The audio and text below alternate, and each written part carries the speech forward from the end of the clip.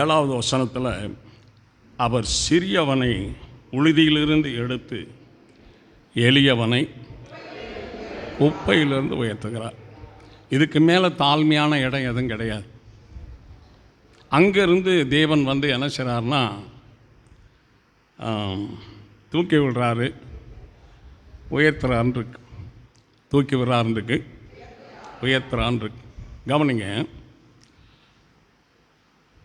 ஒரு மனுஷனுக்கிட்ட வேலை செய்யணும்னா ஒரு கம்பெனியில் அங்கே கம்பெனிக்குள்ளே போயிட்டான் அப்படின்னு சொன்னால் அந்த நிர்வாகம் என்ன சொல்லுதோ அதைத்தான் அப்படியே செய்யணும். சொல்லுங்கள், பாவம் கொஞ்சம் கம்மியாக, சத்தம் கம்மியாக சொல்லுங்கள். என்ன அங்கே ரூல்ஸோ அதை தான் செய்யணும். ஆண்டவரை ஏற்றுக்கொண்டோம் அப்படின்னா ஆண்டவர் என்ன சொல்லியிருக்கிறாரோ அதை மட்டும்தான் தேவனுடைய பிள்ளைகள் எல்லாருமே கை கொள்ளணும். அதை நம்ம இஷ்டத்துக்கு செஞ்சுக்கிட்டு இருக்கிறோம், தேவ சித்தப்படி செய்கிறங்கிறது ஆண்டவருக்கு வந்து தெரியும். ஆண்டவருக்கு தெரியும். கர்த்தரை விட்டு விலகி, சத்தியத்தை விட்டு விலகி, ஊழியக்காரருடைய ஐக்கியத்தை விட்டு விலகி தன்னிச்சையாக இன்றைக்கு சிலர் பிடி கொடுக்காமல் வாழ்ந்துக்கிட்டு இருக்காங்க.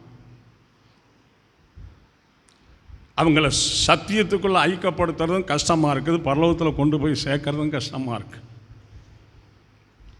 சிலருக்கு வந்து 24 மணி நேரமும் தங்களுடைய வேலை செய்த வேலையோட, தங்களுடைய வேலையோட, தங்களுடைய வருமானத்தோட, தங்களுடைய சாப்பாட்டோட, தங்களுடைய தூக்கத்தோடு வாழ்கிறவங்க தூக்கம் மட்டும்தான் பிரதானம்னு வாழ்ந்துக்கிட்டு இருக்காங்க. ரொம்ப தவறு அது. எல்லாரும் வாய் தந்த ஆண்டவரை துதி. கர்த்தருக்கு பிரியமானவர்கள் எல்லாரையும் ஆண்டவர் வருகையில கொண்டு போயிடுவார். ஒரு எல்லை சொல்லுவோமா? கர்த்தருக்கு வெறுப்பானவர்களை வார்த்தையாக சொல்லுங்க. கொஞ்சம் யோசிச்சு பாருங்க. பரலோகத்துக்கு என்ன அட்வான்ஸ் கொடுத்துருக்குறோமா? பங்கு தொகை கொடுத்துருக்குறோமா? பரலோகத்தின் பேரில் நமக்கு என்ன உரிமை இருக்குது, என்ன அதிகாரம் இருக்குது? கர்த்தர் பார்த்து கொடுத்தா தான். கர்த்தர் பார்த்து சொல்லுங்க, கர்த்தர் பார்த்து கொடுத்தா தான், இல்லைன்னா வேறு வழி கிடையாது. இங்கே ஒரு லேண்டு நம்ம விலைக்கு வாங்கி போட்டிருந்தாலும் கூட வரிகள் இதை விட்டுட்டு போகிற மாதிரி தான் இருக்குது. அங்கே இருக்கிறத வந்து தாழ்மையிலும் பொறுமையிலும் உண்மையிலும் பரிசுத்தத்திலும் 2 கை ஏந்தி தான் பரலோகத்தை நம்ம வாங்குற மாதிரி இருக்கு. எல்லாரும் பாய் தந்த ஆண்டவரை துதி. சரி, செய்தி தயதுக்கு போகலாம். எல்லாம் உட்காருங்க.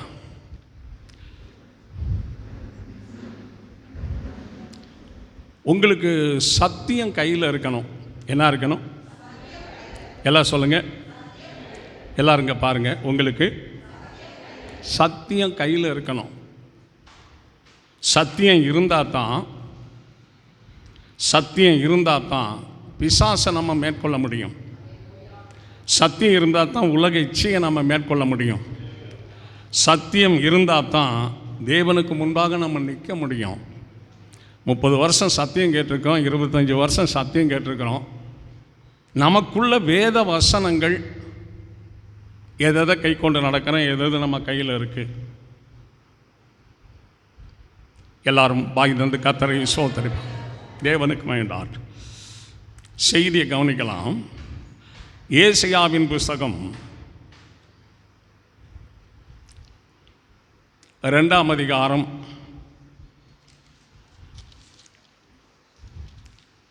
2 3வது வசனத்தில் 3வது வரியில் நல்லா பாருங்க. யாக்கோப்பின் தேவனுடைய ஆலயத்துக்கு போவோம் வாருங்கள், அவர் தமது வழிகளை நமக்கு போதிப்பார். எல்லாரும் கர்த்தருக்கு நாம் நன்றி செலுத்துவோம். இப்போ வழிகள்ங்கிறது வந்து உலகத்தில் 1 2 இல்லைங்க, பல லட்சம் பல கோடிகள் இருக்குது. கோடிகள் இருக்கு. திருடுற மனுஷனுக்கு திருடைய வழி, குடிக்கிற மனுஷனுக்கு அந்த பிராந்தி கடை வழியே வழி. ஒவ்வொரு பாவங்களை செய்கிறவங்களுக்கும் அந்த வழி அவங்களுக்கு உரிமை போல் நினைப்பாங்க. எல்லாரும் கர்த்தரை துதிப்போம். இப்போ யாக்கோபின் தேவனுடைய ஆலயத்துக்கு போவோம். பாருங்கள், எங்கே போகணும்? தேவனுடைய ஆலயத்துக்கு வரணும். எல்லாரும் சொல்லுங்கள், எங்கே வரணும்? தேவனுடைய ஆலயத்துக்கு வரணும். அங்கே வந்த பிறகு அவர் என்ன செய்கிறாரு? வழிகளை நமக்கு போதிக்கிறார். எல்லாரும் கர்த்தரை துதிப்போம். இப்போ நம்மளுடைய வழிகள் என்ன? தேவனுடைய வழிகள் என்ன? அது போதித்தா தான் அந்த வழி நமக்கு தெரியும். அவர் போதிக்கலைன்னா நமக்கு தெரியாது. சகோதரர்களுக்கும் அவருடைய வழி தெரியணும், சகோதரிகளுக்கும் அவருடைய வழி தெரியணும், பிள்ளைகளுக்கும் அந்த வழியை சொல்லி கொடுக்கணும். தேவாலயத்தில் உட்கார்றது மட்டும் கிறிஸ்துவுக்குரிய கடமைகள் அல்ல. அவருடைய காரியங்கள் அத்தனையில் நம்ம பங்கு பெறணும்.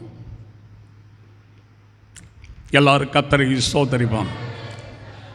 இந்த சரீரமும் ஆத்மாவும் ஒன்றாக வாழ்ந்தாலும் கூட, சரீரமும் ஆத்மாவும் ஒன்றாக வாழ்ந்தாலும் கூட அதுக்கு கர்த்தரிடத்தில் அது பெற்ற வருஷங்களின்படி அந்த சரீரமும் ஆத்மா தனித்தனியாக என்ன செஞ்சிடும்? சொல்லுங்கள் சத்தமாக, பிரிஞ்சிடும்.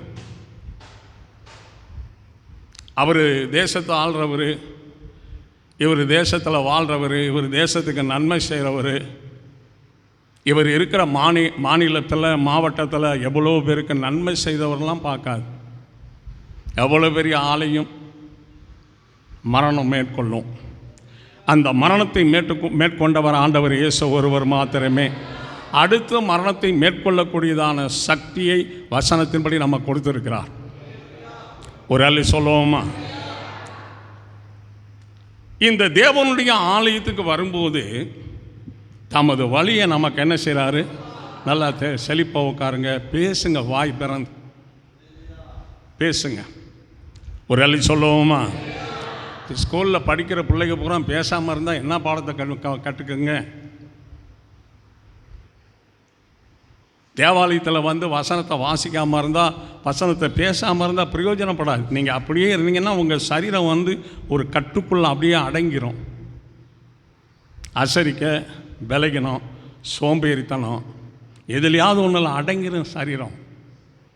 அதை மேற்கொள்ளணும். நம்ம கர்த்தர் ஆசீர்வதிப்பார். ஒரு அள்ளி சொல்லுவோமா? இப்போ தேவன் வந்து போதிக்கிற வழி. தேவன் சங்கீதம் 32:8 சங்கீதம் 32:8 நான் உனக்கு போதித்து நீ நடக்க வேண்டிய வழியை உனக்கு காட்டுவேன் என்றார். நான் உனக்கு போதிப்பேன், ஒரு வழியை நான் உனக்கு போதிப்பேங்கிறாரு. இன்னொரு வழியை உனக்கு போதிச்சு என்ன செய்வேன்? இதுதான் அந்த வழின்னு காட்டுவார். வழியை போதிக்க அவருக்கு முடியும், வழியை காண்பிக்க அவருக்கு முடியும். எல்லாரும் கர்த்தரை ஸ்தோத்திரிப்பார். ஏசாயா 48:17 ஏசாயா 48:17 2வது வரி,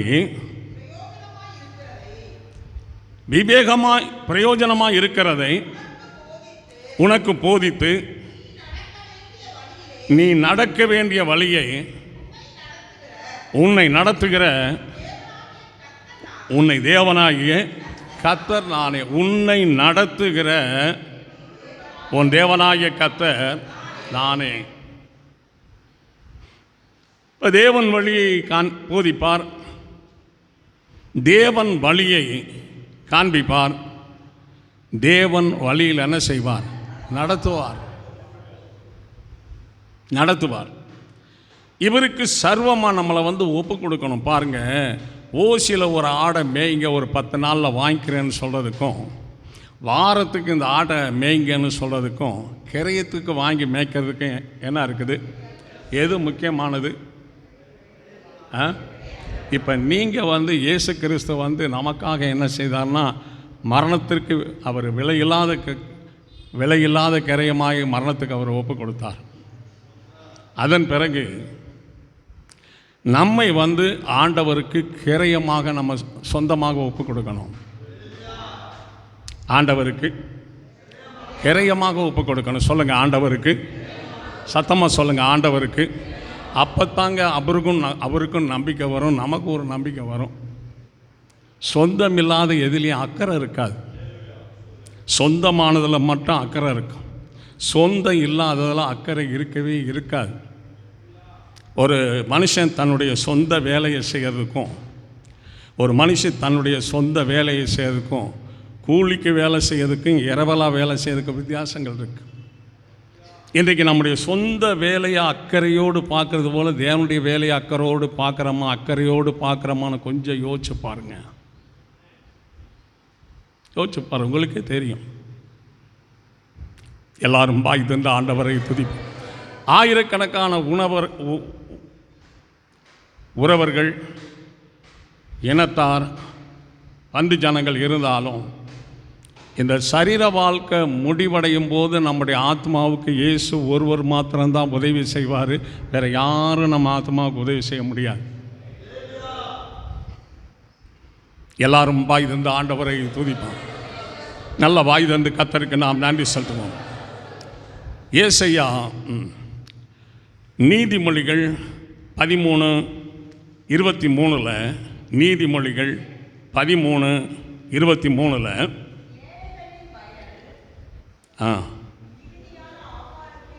ரெண்டாவது வரி வாசிங்க.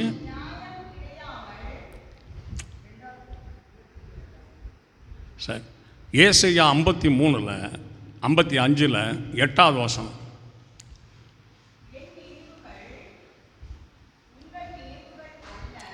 ஏசாயா 35:8 55:8 வாசிக்கிறீங்க. 35:8 அங்கே பெரும் பாதையான வழி இருக்கும், அது பரிசுத்த வழி எனப்படும். தீட்டுள்ளவன் அதிலே நடந்து வருவதில்லை. அந்த வழியில் நடக்கிறவர்கள் பேதைகளாக இருந்தாலும் திசை கெட்டு போவதில்லை. அந்த வழி பரிசுத்த வழி எனப்படும். அந்த வழி பரிசுத்த வழி எனப்படும். யார் அதில் நடந்து வர்றதில்லை? தீட்டு உள்ளவர்கள். தீட்டு உள்ளவர்கள், சகோதரர்களில் தீட்டு உள்ளவர்கள், சகோதரிகளில் தீட்டு உள்ளவர்கள் அந்த பரிசுத்த வழியில் என்ன செய்யல, நடந்து வருவது கிடையாது. நடந்து வருவது கிடையாது.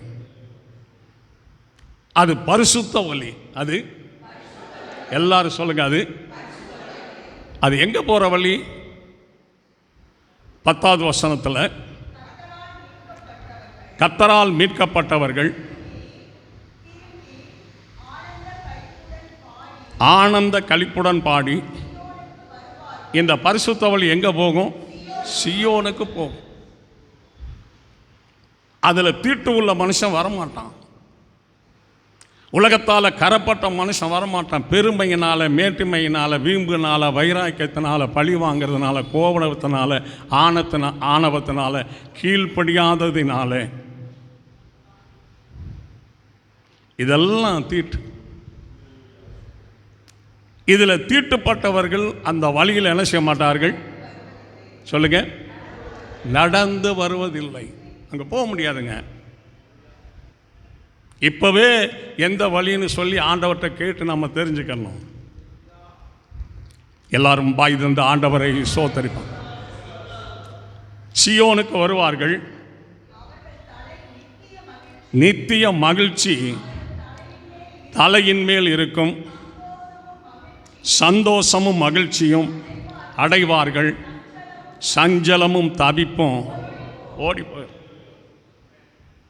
அந்த சியோனுக்கு வரணுங்க. இங்கே பாருங்க, மணி 8:45 ஆகுதுங்க. கர்த்தருடைய பிள்ளைகள்லாம் சரியான டயத்துக்கு வந்துடணுங்க. உலகத்துக்கு தான் நம்ம மதிப்பு கொடுக்கணும், உலக டயத்தை தான் கரெக்டாக நம்ம கை கொள்ளணும். தேவனுக்கு வருக வரைக்கும் இதே மாதிரினா அவர் வேதனைப்படுறாரா சந்தோஷப்படுறாருன்னே நமக்கு தெரியாமல் போயிடும். எல்லாரும் பாய் தந்த ஆண்டவரை துதிப்பான். தேவனுக்கு மகிழ்ந்தார். ஸ்தோத்திரம். போதிக்கிற வழி, காட்டுகிற வழி, நடத்துகிற வழி, பரிசுத்த வழி. எல்லாரும் கர்த்தருக்கு நாம் நன்றி செலுத்துவோம். இது ஆண்டவர்கிட்ட கேட்டு கர்த்தர்கிட்ட வந்து சேரணும்னா எந்த பாதையில் எந்த வழியில் நான் நடக்கணும்னு சொல்லி ஆண்டவர்கிட்ட என்ன செய்யணும்? கேட்கணுங்க. ஆண்டவர்கிட்ட என்ன செய்யணும்? கேட்கணும். நம்மளா ஒரு வழியில் போயிடக்கூடாது. ஏன்னா யூதாஸ் ஒரு வழியில் போனார், சிம்சோன் ஒரு வழியில் போனார், சாலமோன் ஒரு வழியில் போனார், சவுல் ஒரு வழியில் போனார். நிலை நிற்க முடியலங்க. இவங்கெல்லாம் பெரிய பெரிய ஆட்கள். போக வேண்டிய வழியில் போகணும், செய்ய வேண்டிய காரியத்தை செய்யணுங்க. இன்னும் கூட 9 காலு கூட வந்து உட்காரலாங்க. ஊழியக்காரன் என்ன, அவன் கிறிஸ்துவுக்குள்ள வாய் பேசாத ஒரு ஊமையன் ஊழியக்காரன், ஒரு பைத்தியக்காரன். அவனை மேற்கொள்வது பெரிய காரியம் இல்லைங்க. கரங்களை உயர்த்தி எல்லாரும் ஆண்டவரை துதிப்போம். கரங்களை தட்டி எல்லாரும் ஆண்டவருக்கு நன்றி செலுத்துவோம். ஆமென்.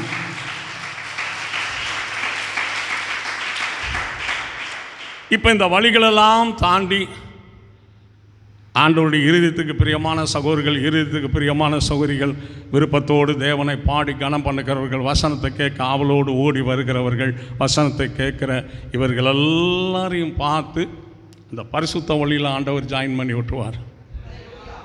அவர்கள் அப்படியே நடந்து எங்கே வருவார்கள்? சீயோனுக்கு வருவார். அங்கே தான் பிதாவாகிய தேவன் இருக்கார். அங்கே தான் இருக்கிறார். தகுதியான மனுஷனாக இருக்கணுங்க. சாப்பிட்டு ட்ரெஸ்ஸு கொடுத்தனா மனுஷன்தாங்க. தகுதியான மனுஷனாக இருக்கணும், மதிக்கத்தக்க மனுஷனாக இருக்கணும். மனுஷன் மதிக்கணும். மனுஷிய தேவன் மதிக்கணுங்க. நம்மளை மதித்து நம்ம மேலே பிரிய வச்சு தான் ஆண்டவர் பரலோகத்துக்கு எடுப்பார். அந்த அளவுக்கு நம்ம இசைந்து நடக்கணுங்க. ஒரு எல்லை சொல்லுவோமா? சங்கீதம் 119 108 கர்த்தாவே, 2வது வரி வாசி. உம்முடைய நியாயங்களை எனக்கு போதி தரணும். ஆண்டவரே, உம்முடைய வழி எனக்கு என்ன செய்யும்? போதி தரணும். உமது நியாயங்களை எனக்கு போதி தரணும். நான் நினைக்கிறது நியாயமா அநியாயமா? நான் பேசுறது நியாயமா அநியாயமா? நான் செய்கிறது நியாயமா அநியாயமா? நான் வாழ்கிறது நியாயமான வாழ்க்கை அநியாயமான வாழ்க்கையா? சிலர் வேலை அன்பு கூர்ந்து நான் வாழ்கிறேன்னா, சில சகோதரர்கள் சவுண்டாக பேசுவாங்க, சில சகோதரிகள் சவுண்டாக பேசுவாங்க. வீட்டிலையும் சரி வெளியிலையும் சரி. காரணம் என்னென்னா, ஐயோ அப்பா இவங்க வாயில் விழ முடியாதான்னு சொல்லி அவங்களுக்கு பயந்து, அவங்களுக்கு அவங்கள அடக்கி கீழ்ப்படுத்தி நடத்துறதுக்காக சின்ன விஷயத்தில் கூட சவுண்டாக பேசுவாங்க. நிறையா பார்த்துருக்குறேன். எல்லாரும் பாய் தந்த ஆண்டவரை துதிப்பாங்க. ஆனால் நம்ம பேசுறது நியாயமா நியாயம் இல்லையா? நான் செய்கிறது நியாயமா நியாயம் இல்லையா? என் வீட்டுக்குள்ளே நான் நடந்துக்கிறது நியாயமா நியாயம் இல்லையா? கொஞ்சம் யோசிக்கணுங்க. நீங்களே யோசிங்க. நமக்கு ஒரே இருதயம் ஒரே சிந்தை தான் இருக்குது. நாளைக்கு பிள்ளைகளை ஸ்கூலுக்கு அனுப்பும்போது சரியான டயத்துக்கு அனுப்புகிறோம்.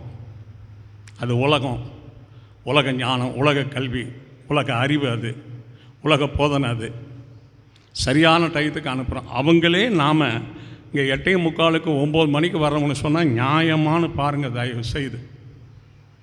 இன்றைக்கி நியாயம் இல்லைன்னு நம்ம அதை கண்டுபிடிச்சி நடக்கலைன்னா, நியாயம் தீர்க்கிற கர்த்தர் ஒரு நாள் சிங்காசனத்தின் மேல் உட்காருவார்.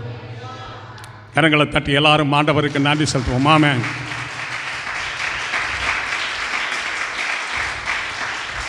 ஒரு வேளை சொல்லுவோமா? இப்போ சத்தியம் எனக்குள்ளே இருக்குதான்னு பாருங்க. சத்தியம் எனக்குள்ளே இருக்கா? பணம் வீட்டில் செலவுக்கு இருக்கா இல்லையான்னு தெரியும். வீட்டில் உள்ள பொருட்கள் சரியாக இருக்கா குறைஞ்சிருச்சான்னு தெரியும். எல்லாம் நமக்கு கணக்கு தெரியும். சத்தியம் எனக்குள்ளே இருக்கா இல்லையா? ஆண்டவர் சொன்னார், பிசாசு பொய்யனும் பொய்க்கு அவனிடத்தில் சத்தியம் இல்லாததுனாலே அவன் சத்தியத்தில் என்ன செய்யலை? நிலை நிற்கவில்லைன்னு சொன்னார். என்ன அல்லாதனால? அப்போ சத்தியம் இல்லாதவர்கள்லாம் என்ன செய்ய மாட்டாங்க சொல்லுங்க? நிலை நிற்க மாட்டாங்க. இப்போ சொல்கிறதே சத்தியம்தாங்க. இதை நீங்கள் கேட்கலாம், அசால்ட்டாக இருக்கலாம், அலட்சியமாக இருக்கலாங்க, அது வேறு காரியங்கள். முடிவு கிறிஸ்துவுக்கு முன்னாடி போகும்போது நம்ம எதை வச்சு போகிறது? சரீர அழகை வச்சு போகிறதா, கையில் இருக்க பணத்தை வச்சு போகிறதா, வீட்டை வச்சு போகிறதா, காரை வச்சு போகிறதா, ஒரு பெரிய லேண்டை வச்சு போகிறதா, படிப்பை வச்சு போகிறதா, பெரிய பதவியை வச்சு இந்த பதவியினால் வந்தேன்னு சொல்ல முடியுமா? எல்லாரும் பாய் தந்த ஆண்டவரை துதிப்போம். நல்ல கரங்களை தட்டி எல்லாரும் ஆண்டவருக்கு நாம் நன்றி செலுத்துவோம். ஆமென்.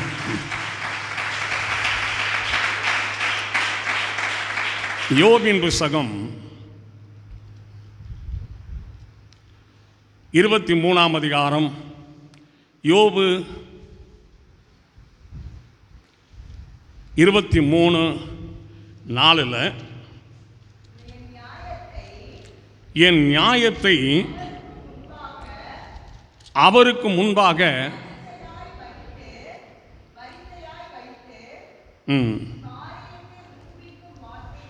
என் நியாயத்தை அவருக்கு முன்பாக வரிசை வரிசையாய் வைத்தேன். யார் சொல்றது? அவர்கிட்ட என்ன இருந்தது? அந்த நியாயத்தை தேவனுக்கிட்ட என்ன செய்தாராம்? அப்படியே வரிசை வரிசையாக வச்சாராம். என் நியாயத்தை பாரு ஆண்டவரே. இப்போ நம்மில் இருக்கிற நியாயம் எதை வைக்கிறது? நம்ம இருக்கிற நியாயம் எதை வைக்கிறது? யோசிங்க. உலகத்தில் ஆயிரக்கணக்கான தவறுகளை செய்த சகோதரர்கள், தவறுகளை செய்த சகோதரிகள் சபைக்குள்ளே வந்து வேத வசனத்தை கேட்டு தவறுகளை திருத்தி இருக்கிறாங்க. தவற எல்லாரும் சொல்லுங்க, தவற. ஆனால் சபைக்குள்ளேயே வந்து தவறு செய்தால் என்ன செய்யுது? ஏதோ ஒரு காரியத்தில் தடுமாறிட்டோம்னா உடனே கண்ணீர் விட்டு கதறி அழுது, ஆண்டவரே நான் தடுமாறிட்டேன், உமக்கு முன்பாக செத்தால் இனி நான் தொட மாட்டேன், திரும்பி பார்க்க மாட்டேன், இந்த ஒரு தடவை என்னை மன்னிங்கன்னு மன்னிப்பு கேட்டு விட்டுட்டு போகணுங்க.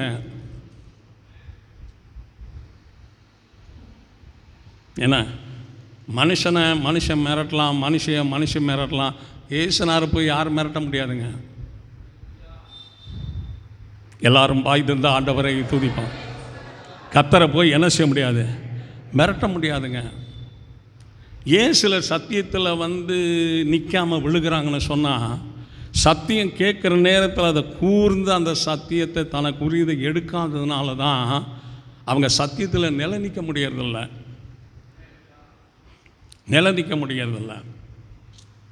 ஒரு அலை சொல்லுவோமா? தேவனுக்கு மகிமை. 2 சாமுவேல், எல்லாம் கொஞ்சம் வேகமாடு. 2 சாமுவேல் 8:15, 2 சாமுவேல் 8:15,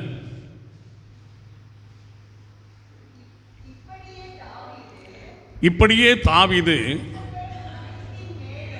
இஸ்ரவேலின் அனைத்தின் மேலும் ராஜாவாய் இருந்தார். அவர் தம்முடைய எல்லா ஜனத்திற்கும் நியாயமும் நீதியும் செய்தார். இப்போ இதனுடைய சத்தியத்தை உங்களுக்கு எடுக்க தெரியணும். எப்படி எடுப்பீங்க? யோபு, தாவீது 2 வாட்ச் இருக்கிறோம். இதில் சத்தியம் எடுக்கணும். நாம் எப்படி எடுக்கிறது?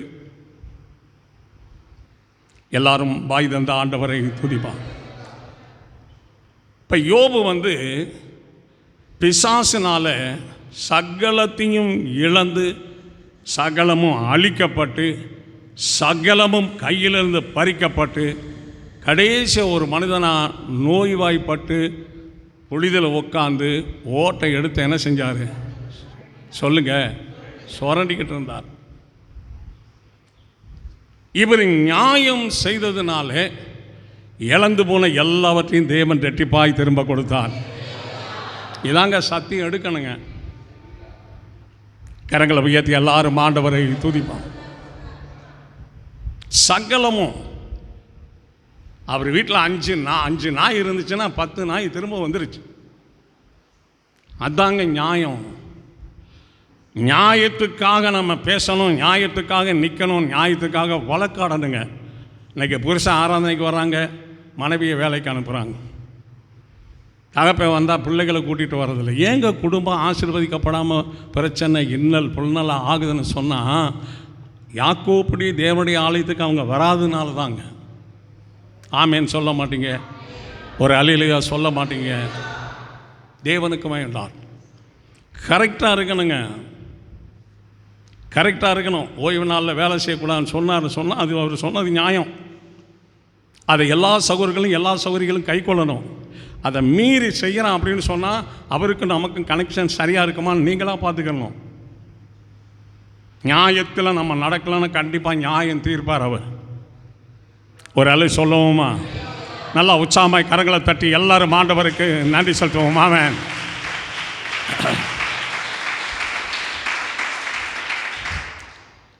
இந்த தாவீது நியாயமும் நீதியும் செய்ததுனால சவுல் தாவீதை கொலை செய்தே ஆகணும்னு சொல்லி இராணுவத்தை கூட்டிகிட்டு ஒரு சின்ன பையனை அவர் தொலைவிக்கிட்டே இருந்தார், தேடிக்கிட்டே இருந்தார்.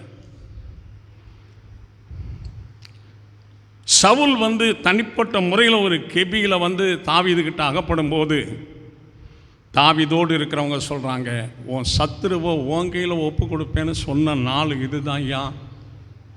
சரின்னு சொல்ல அவனை ஒரே குத்தா நான் குத்திடுறேன் அப்படின்னு சொல்லி கேட்குறாங்க. தாவீது சொல்கிறாரு, என் தேவனால் அபிஷேகம் பண்ணப்பட்டவர் மேலே என் கையை நான் போட மாட்டேன். அவர் தானாக வியாதி மறிக்கணும், இல்லைன்னா ஒரு யுத்தத்தில் அவர் சாகணும். நான் சவுலை கொலை செய்ய மாட்டேன்னு சொல்லிட்டார். இதாங்க நியாயம். எது ஒரு எதிரி தனிப்பட்ட முறையில் கிடைச்ச உடனே கொலை செய்வானா, விடுவானாங்க? அந்த இடத்துல தாவீது தாங்க கொல்ல வந்திருக்காரு. அதே இடத்துல தாவீது கையில் இப்போ அகப்பட்டிருக்காரு. ஒரே நொடியில் சவுலை கீழே சாச்சலாம் தாவீது. அந்த இடத்துல நியாயம் செய்கிறாருங்க. என் தேவனால் அபிஷேகம் பண்ணப்பட்ட மனுஷன் மேலே என் கையை நினைச்சம் பண்ண நீங்களும் போடக்கூடாதுன்னு சொன்னார். அதே சவுல் ராஜ்யத்தை ஆண்டவர் தாவீதுக்கு தந்தார். சவுலின் தேசத்தை தாவீதுக்கு தந்தார்.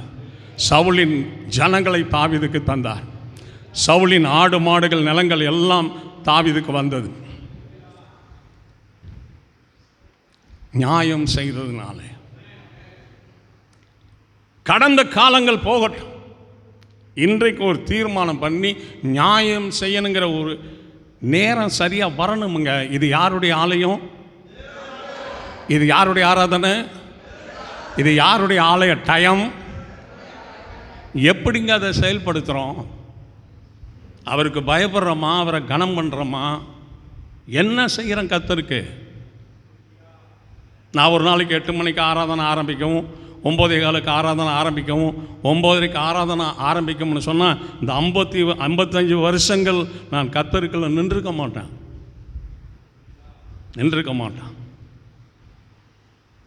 நியாயம் இருக்கணுங்க. அநியாயமாக வாயில் சவுண்டாக பேசுகிற காரியத்தில் எதுவும் ஆக போகிறதில்ல. நான் செய்கிறது நியாயமா? நான் பேசுகிறது நியாயமா? நான் பார்க்குறது நியாயமா? என் வாழ்க்கையில் ஒரு திங்கு செய்யாத ஒரு மனுஷன் மேலே அமாண்டமாக ஒரு பொய் சாட்சி சொல்கிறது நியாயமா? ஒரு பழி சாட்டுறது நியாயமா? ஒரு குற்றப்படுத்துறது நியாயமா? ஒரு வேதனைப்படுத்துறது நியாயமா? யோசித்து பார்க்கணுங்க. ஒரு அலை சொல்லுவோமா? யோபு 37:23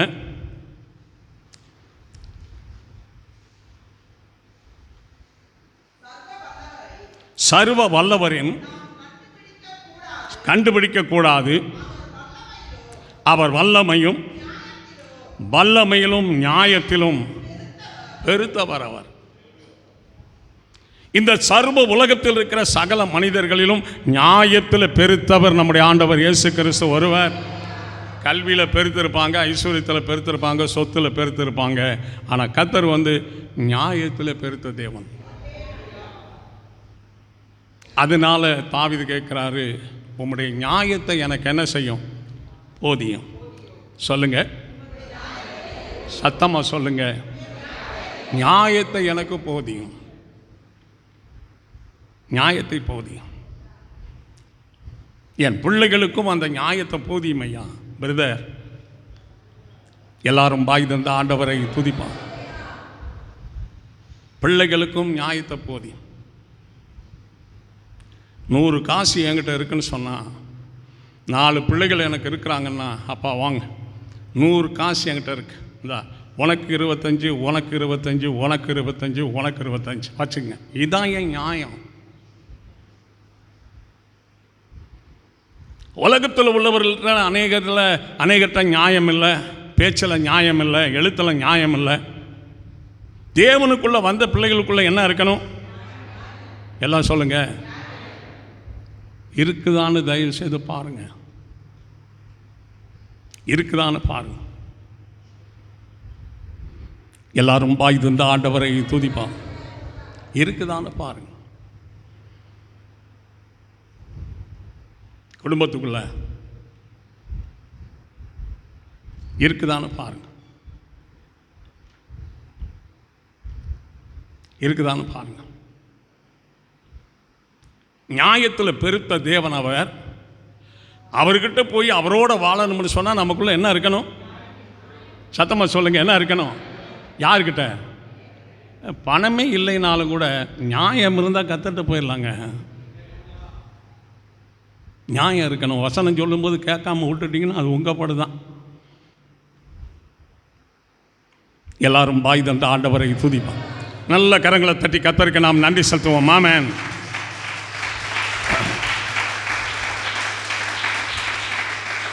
நீதிமொழிகள் 13:23 2வது வரி. நீதிமொழிகள் 13:23 2வது வரி. நியாயம் கிடையாமல் கெட்டு போகிறவர்களும் உண்டு.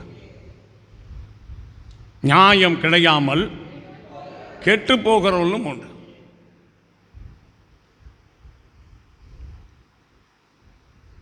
ஒரு வேளை சொல்லுவோமா? 8 மணிக்கு ஆராதனை தொடங்கி நடக்கும்போது 9 மணிக்கு வந்து உட்காரமான நியாயமான நீங்கள் பாருங்கள். வீட்டில் மேற்கொள்ளலாம், சபையில் மேற்கொள்ளலாம், கர்த்தரை மேற்கொள்ள முடியாதுங்க. வருங்க ஒரு காலம் நெருப்பு மாதிரி. எல்லாரும் பாய் தந்த ஆண்டவரை துதிப்பான். 50ஆம் சங்கீதம் 2வது வசனத்தில்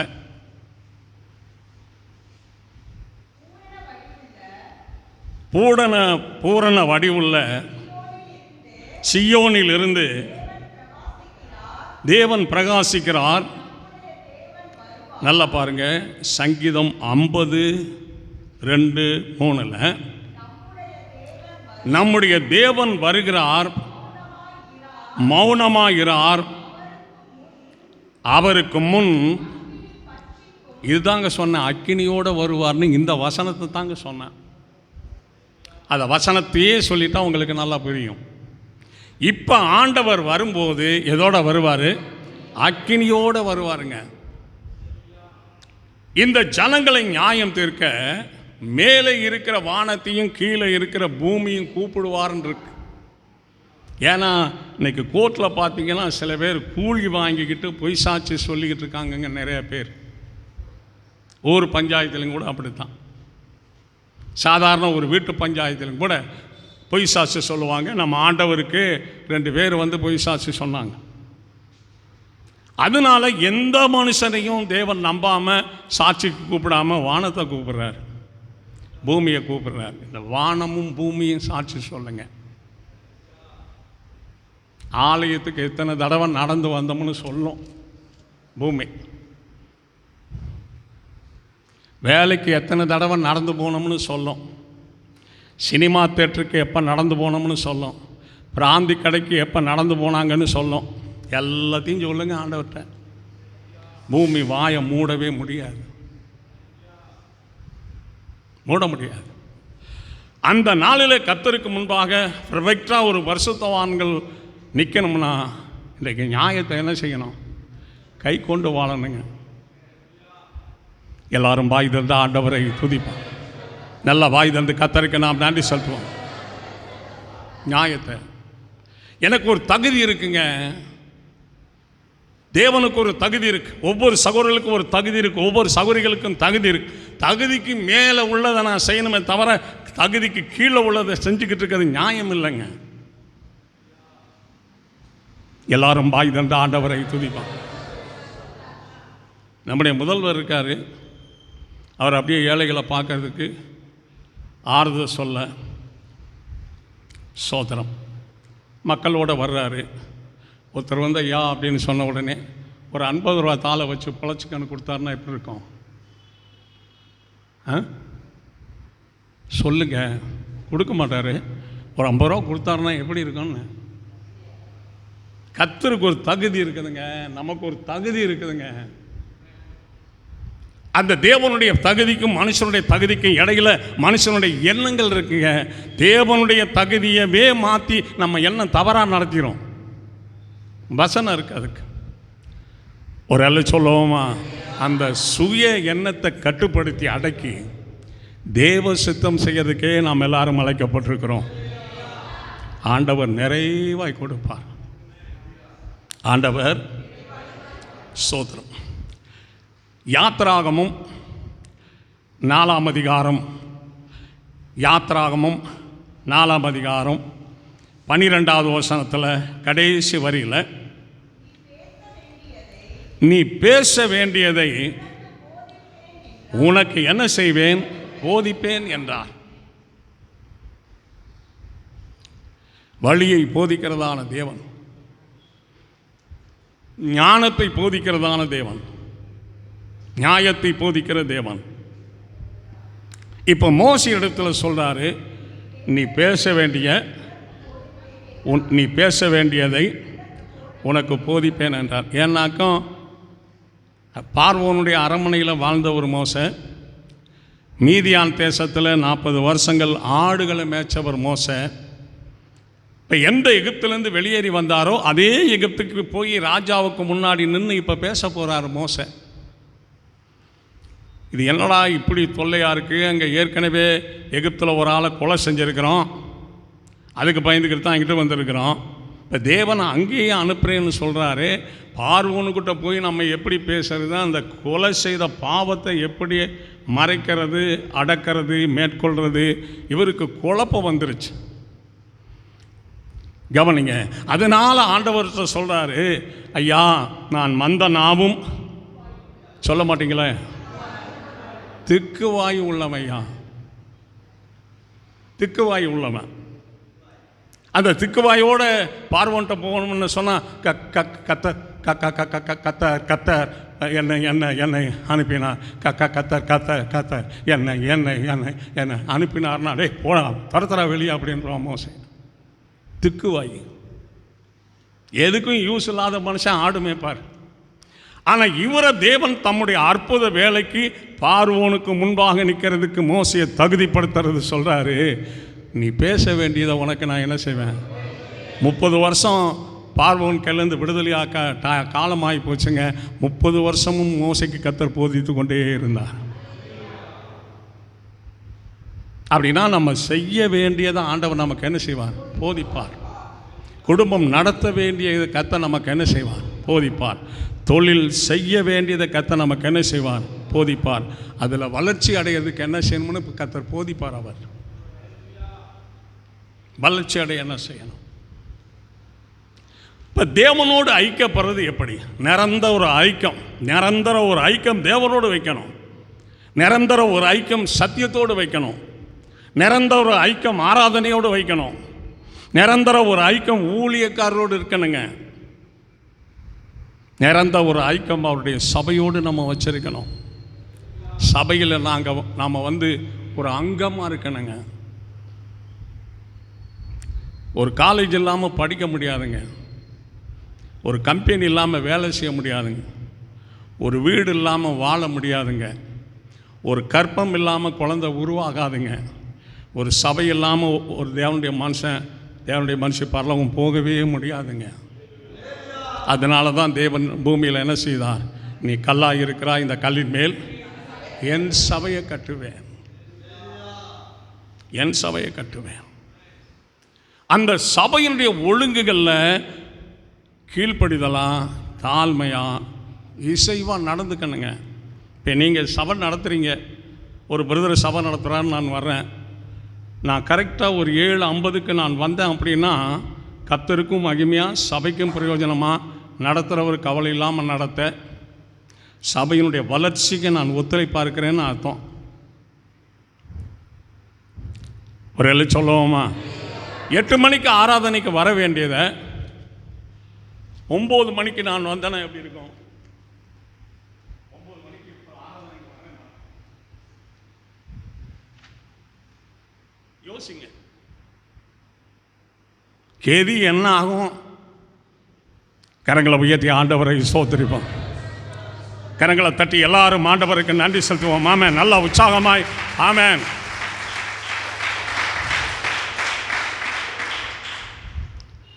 நான் யாரு? டக்குன்னு சொல்லுங்க. நான் யாரு? மனுஷன். சொல்லுங்க, நான் யாரு? மனுஷன். நீங்கள் சொல்லுங்க, உங்களை மனுஷன். நீங்கள் யாரு? நீங்கள் யாரு? அவர் யாரு? நம்மளை விட மேலானவரா, நம்மளை விட கீழானவரா? அவருடைய சபைங்க, அவருடைய டைம்ங்க, அவருடைய பாடலுங்க, அவருடைய பாடலுங்க. இந்த ஜனங்களிடத்தில் என் துதியை கொடுப்பேன், அவர்கள் என் துதியை சொல்லி என்ன செய்வார்கள்? வருவார்கள், வருவார்கள். நியாயம் இருக்கணுங்க. எல்லாரும் பாய் தந்த ஆண்டவரை துதிப்போம். 1 கொரிந்தியர்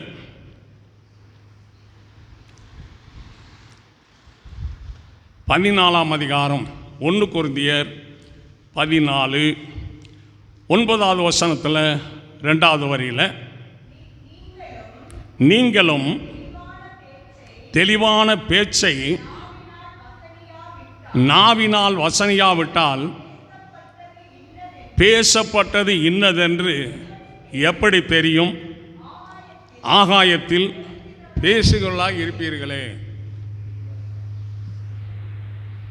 நீ பேச வேண்டியதை உனக்கு நான் போதிப்பேன், ஆனால் நீ பேசுறது என்ன செய்யணும்? தெளிவாக பேசணுங்க. உன் ஜபம் தெளிவாக இருக்கணும், பாடல் தெளிவாக இருக்கணுங்க. ஒருத்தருக்கு சுவிசேஷம் சொல்கிறோம்னு சொன்னால் அந்த சுவிசேஷத்துக்கு சில பாயிண்ட்டுகளை வச்சு சுவிசேஷம் சொல்லணும், அவங்களுக்கு புரிஞ்சுக்கிற மாதிரி. உலகத்தில் மனுஷன் உயிரோடு இருக்கும்போது ஒரு ஆத்மா 2 ஆத்மா ஆதாயம் பண்ணி கர்த்தருக்கு முன்னாடி நிப்பாட்டினதாங்க மேன்மை. தங்கம் பொண்ணு வெளியே பணம் காசு படிப்பு உடல் அழகு எதுவுமே அவருக்கு முன்னாடி செல்லாது. சர்வலோகத்திலும் அழகில் பிரதானமானவர், அழகில் பிரதானமானவர் ஆண்டவர் இயேசுக்கு. அழகுக்கெல்லாம் அழகானவர் ஆண்டவர் இயேசு கிறிஸ்து. அவருக்கு முன்னாடி இதெல்லாம் ஒன்றும் இல்லைங்க. 10,000களிலும் சிறந்தவர் ஆண்டவர் இயேசு குணத்தில். அவருக்கு நான் என்னங்க செய்யணும்? அவருக்கு என்ன செய்யணும்? கவனிங்க பிரதர், நீங்கள் சபை வளர்ச்சிக்கு எவ்வளோ பாடல்கள் பாடுனீங்க, சபை வளர்ச்சிக்கு எவ்வளோ ஜபங்கள் ஜெபித்தீங்க, சபை வளர்ச்சிக்கு மாதிரியான சாட்சி ஆராதனை எத்தனை செஞ்சுருக்கிறீங்க? தயவு செய்து கொஞ்சம் யோசிச்சு பாருங்க. ஒரு ஆள் சொல்லுவோமா, ஆண்டவர் 12 வயசுலேயே பிதாவுக்கு சித்தமான காரியங்களை போதகர்கள் நடுவில் உட்கார்ந்து பிரசங்கிக்க ஆரம்பித்தார். 12 வயசுலேருந்து சிலுவையில் மரிக்கும்போது கூட அவர் பேசித்தாங்க மரித்தார். ஒரு கல்லனை பார்த்து சொல்கிறார், இன்றைக்கு என்னோட கூட பரதேசில் இருப்பாயின்.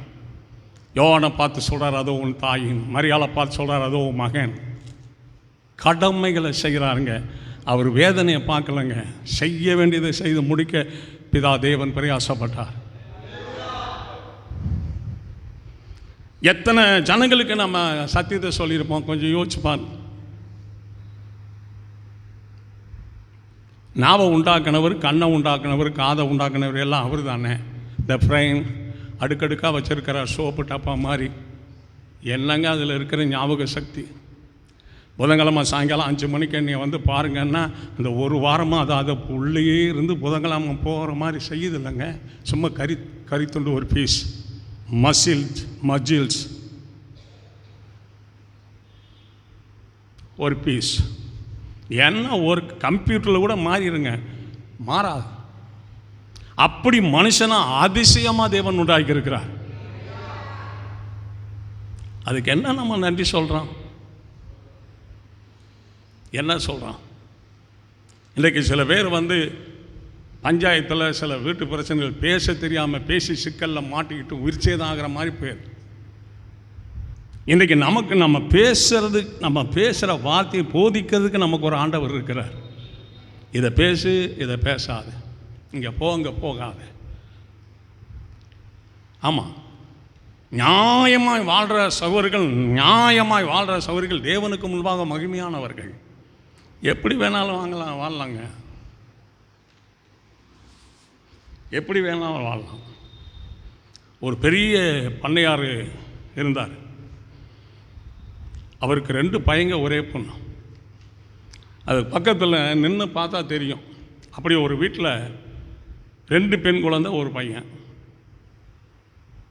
அது ஒரே காலேஜில் அந்த பையன் படிச்சுக்கிட்டு இருக்காங்க. இந்த பெரிய பண்ணையாருடைய பொண்ணும் அங்கே தான் அதே காலேஜில் படிக்குது. அந்த பையன் கர்த்தருக்கு உள்ள ரட்சிக்கப்பட்ட பையன்.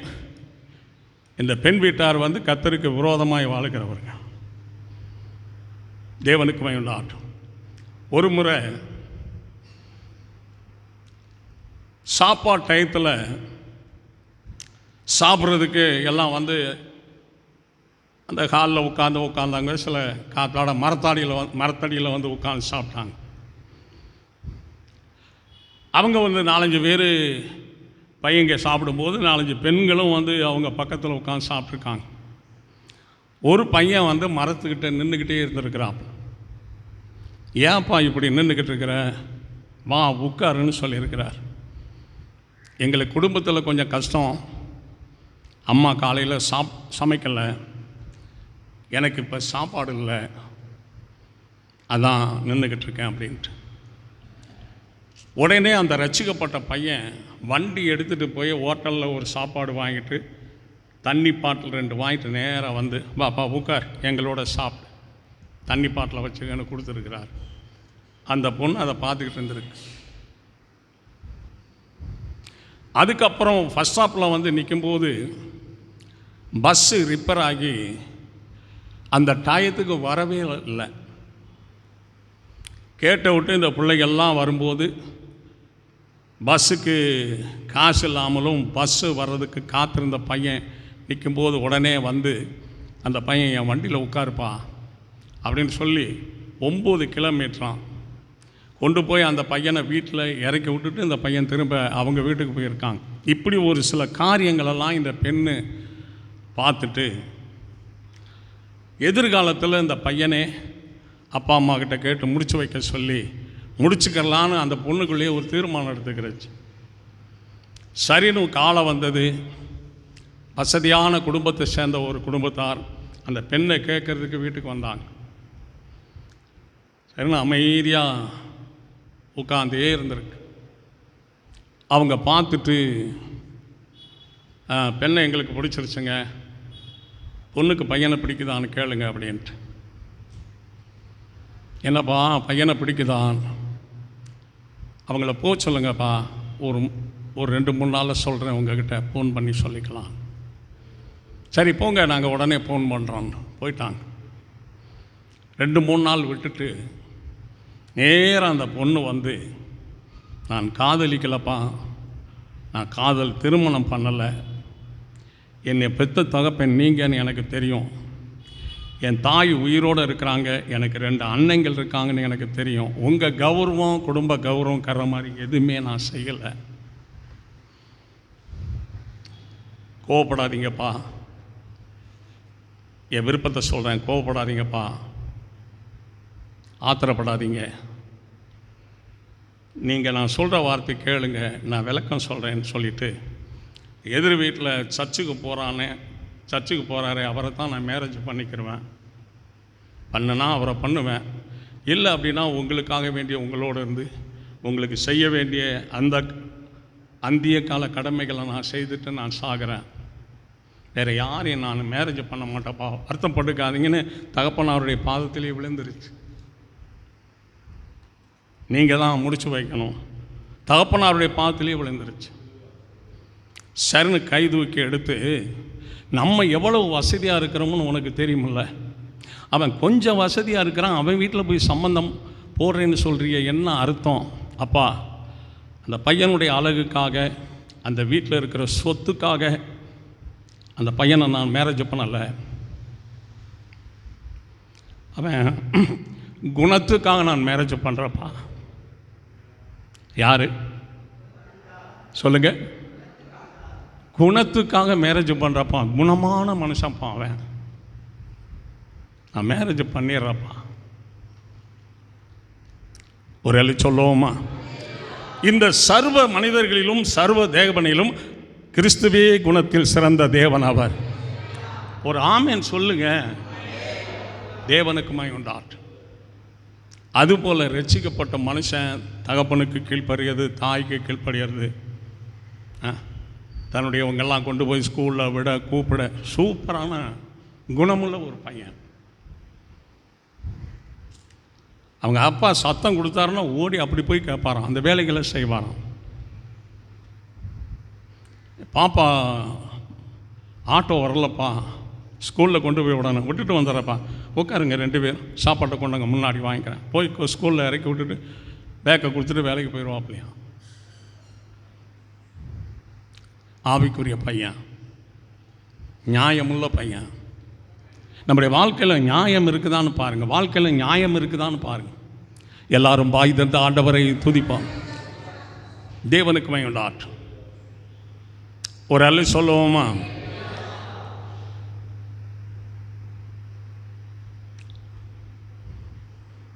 யோபின் புஸ்தகம் 29:22, யோபு 29:22, என் பேச்சுக்கு பேசாமல் இருந்தார்கள். ஒரு நியாயமான மனுஷன் வாய் திறந்து பேசும்போது, ஒரு நியாயமான மனுஷன் வாய் திறந்து பேசும்போது பேசாமல் இருப்பாங்க பாருங்க. எல்லாரும் வாய் தந்த ஆண்டவரை துதிப்பான். கேட்கணும், எனக்கு வழிய போதிங்கப்பா, எனக்கு பேச வேண்டியதை எனக்கு என்ன செய்யுங்க, போதிங்க.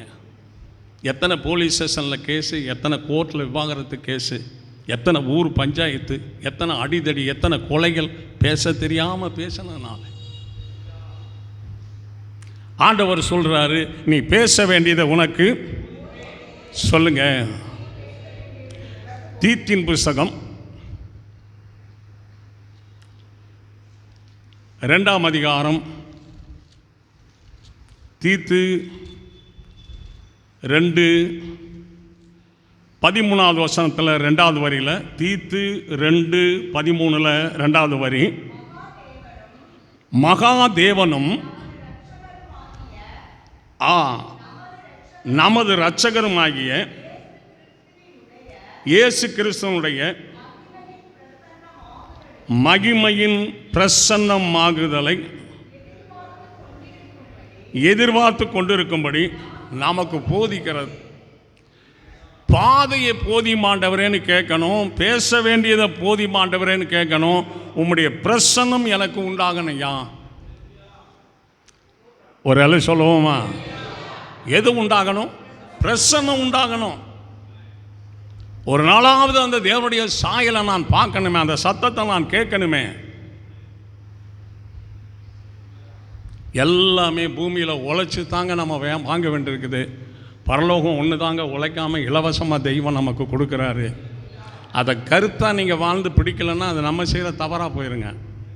பரலோகத்தை பிடிச்சிட்டோம்னா எப்பவும் இயேசுவோடு இருப்போம், பரலோகத்தை விட்டுட்டோம்னா எப்பவும் பிசாசோடு இருப்போம். எல்லாரும் பாய் தந்த ஆண்டவரை துதிப்பான். நல்ல உற்சாகமே கரங்களை தட்டி ஆண்டவருக்கு நன்றி செலுத்துவோம். ஆமென்.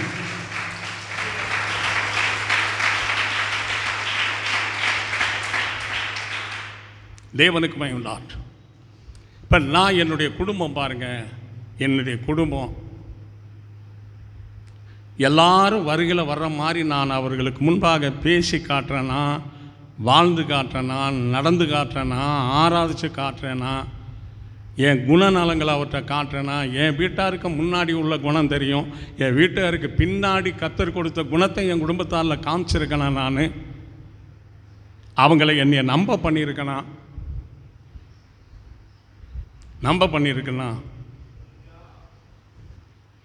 எனக்கு தந்த ஒரு மகனை ஆவிக்குரிய பெண்ணை மேரேஜ் பண்ணி ஆவிக்குரிய குடும்பம் அமைச்சு கொடுத்துருக்கனா, எனக்கு தந்த பொண்ணுக்கு ஆவிக்குரிய பையனுக்கு கஷ்டப்பட்டு நின்று ஜெபித்து போராடி ஆவிக்குரிய மகனுக்கு கொடுத்து ஒரு ஆவிக்குரிய குடும்பமான அமைச்சிருக்கிறேன்னா சாதனை என்ன? எல்லாரும் பாய் தந்த ஆண்டவரை துதிப்போம். சாதனை என்ன?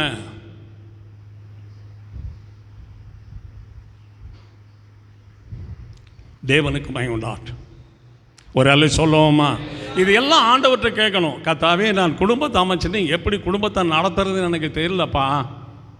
என் குடும்பத்தை நடத்துறதுக்கு எனக்கு நீர் என்ன செய்யும்? போதிங்க. என் பிள்ளைகளை வளர்க்கறதுக்கு எனக்கு என்ன செய்யும்? போதிங்க. தாழ்மையாக சொல்கிறேங்க, பெருமைக்கல்ல. எனக்கு ஆண்டவர் ஒரு பையனை கொடுத்தாரு. வாழ்நாளில் ஒரு நாளுங்க, சின்ன பையனாக இருக்கும்போது கூட எவி வாடா இங்கேன்னு நான் கூப்பிட்டதே கிடையாதுங்க. நீங்கள் ஃபோன் பண்ணி கூட எவிகிட்ட கேட்டு தெரிஞ்சுக்க. ஒரு நாள் நான் கோவிச்சது கிடையாது. ஒரே நாள் நான் கோவிச்சது கிடையாது. மரியாதை குறைவாக கேவலப்படுத்தி ஈனப்படுத்தி என் பிள்ளைய பேசவே மாட்டாங்க. ஏதாவது தனக்கு தேவைப்பட்டால் ஒளிது போயிட்டு வந்து வண்டியை வச்சுட்டு அப்படி வந்தேன்னா அப்படி வந்து நின்றுக்கிட்டு இருப்பாப்புல. பாப்பா ஏவிப்பா, ஏன்ப்பா வா, நான் உன் தகப்பனில்ல, பயப்படாமல் வா, என்ன வேணும் சொல்லுன்னு தூக்கி வச்சுக்கிட்டு கேட்பேன். இந்த காரியம் வேணும், வாங்கி தரப்பா, போய் குழி, ஒரு ட்ரெஸ்ஸை போடு, போகலாம் 2 பேர். மகளை போடி வாடிங்கிறது, மகனை போடா வாடாங்கிறது. அன்புன்னா பிள்ளைகளுக்கு என்னன்னுமே தெரியாமல், பாசம்னா என்னன்னு தெரியும், ஐக்கியமான என்னன்னு தெரியாமல், நற்கிரிகள் செய்கிறதுனா என்னன்னு தெரியாமல், எல்லாரும் பாய் தந்த ஆண்டவரை துதிப்பான். அந்த பழைய குணங்கள் மாறணுங்க. பழைய குணங்கள் தேவனுடைய மனுஷனுக்கு, தேவனுடைய மனுஷனுக்கு அந்த பழைய குணம் இருக்கவே கூடாதுங்க. இருக்கக்கூடாது. சாட்சி கெட்டு போயிடும். எல்லா ஜனங்களுக்கு முன்பாகவும் கேவலமான ஒன்றை பேசி நம்ம சண்டை போடுற மாதிரி ஆயிடும். இருக்கவே கூடாதுங்க. அமைதியாக இருக்கணும். அமைதியாக இருக்கணும். அந்த ஏரியாவில் உள்ளவங்க ரட்சிக்கப்பட்ட மனுஷன்ட்ட ஆலோசனை கேட்க வரணும். அங்கே இருக்கிறவங்க வியாதி பிசாசுன்னு சொன்னால் ஜெபிக்க ஐயா கொஞ்சம் ஜெபம் பண்ணி விடுங்கயாங்கணும். பொறுப்பாக இருக்கணுங்க. அடக்கி இந்த பழைய மனுஷனை அவன் மூர்க்கத்தெல்லாம் அடக்கி கீழ்ப்படுத்தி